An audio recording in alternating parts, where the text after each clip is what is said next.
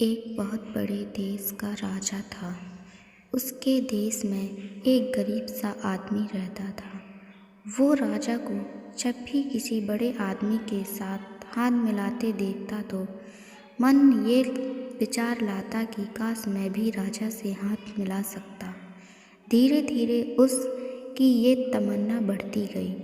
फिर एक दिन उसने ठान लिया कि चाहे कुछ हो जाए मैं राजा से हाथ मिलाकर रहूँगा। एक दिन वह आदमी किसी संत के पास गया और अपनी इच्छा बताई। तब संत जी ने कहा कि इसके लिए तुझे सब्र और मेहनत करनी पड़ेगी, क्रोध लालच का त्याग करना पड़ेगा, समय भी लगेगा। उसने कहा कि मैं इसके लिए तैयार हूँ। तब संत जी ने बताया कि राजा एक महल तैयार करवा रहे हैं, तुम वहाँ जाकर बिना किसी लालच से सेवा भाव के ईमानदारी से काम करो। वो आदमी महल में काम करने लगा।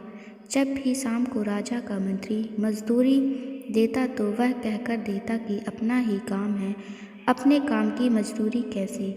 और वह एक दिन रात लगा रहता, खाली नहीं बैठता। वक्त बीतता गया, महल तैयार हो गया। उसने महल के चारों ओर सुंदर सुंदर फूल तथा पेड़ लगाकर महल को इतना खूबसूरत बना दिया कि जो भी देखता देखता ही रह जाता। एक दिन राजा महल देखने के लिए आया तो महल देखकर बहुत खुश हुआ। तब मंत्री से बोला, इतनी सजावट किसने की। तब मंत्री बोला कि हुजूर ये कोई आपका रिश्तेदार है। राजा हैरानी से बोला, हमारा रिश्तेदार। मंत्री, हुजूर आपका ही रिश्तेदार है, उसने तो 12 साल से मजदूरी ली ही नहीं है और दूसरे मजदूरों से अधिक काम किया है, दिन रात लगा दिया है। जब भी मजदूरी देने की बात होती तब वह यही कहता कि अपना ही काम है, अपने काम की मजदूरी कैसी। राजा सोच में पड़ गया कि ऐसा कौन सा रिश्तेदार है। फिर राजा ने कहा, उसे बुलाओ। उसे बुलाया गया। तब राजा ने उसे खड़े होकर स्वागत किया और हाथ मिलाया। फिर राजा ने उसके परिचय किया। परिचय के बाद राजा को हैरानी हुई कि ये रिश्तेदार भी नहीं है और मजदूर भी नहीं है और सेवा भाव से काम किया।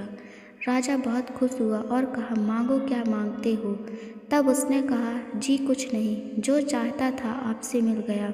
उसने सारी बात बताई। तब राजा ने कहा कि जी कुछ नहीं, जो चाहता था आपसे मिल गया। तब उसने सारी बात बताई। तब राजा ने कहा कि अब तेरा मुझसे हाथ मिल गया, अब तू बेपरवाह है, सब सुख तेरे अधीन है, अब तू भी बादशाह है, जो कुछ मेरा है वह तेरा है। मतलब ये है कि हमें उस मालिक बादशाह की भक्ति जी जान से दिल लगाकर पूरी ईमानदारी से सिर्फ उसको प्राप्त करने के लिए करनी चाहिए। जब उससे अपना हाथ मिल गया तो कोई कमी नहीं रही। अगर इस दुनिया का राजा खुश होकर इतना कुछ दे सकता है तो खुद मालिक परमात्मा से हाथ मिलाने का क्या कमी होगी। सो अर्ज है कि अपने परमात्मा को खुश करो, जैसे चाहे करो, यही सच्ची भक्ति है। उससे हाथ मिलाकर उस जैसे हो जाओ, वह बादशाह है, तुम्हें भी बादशाह बना देगा। स्टोरी अच्छी लगी तो चैनल को सब्सक्राइब करें, कहानी को लाइक करें, शेयर करें, कमेंट करें। Thanks for watching.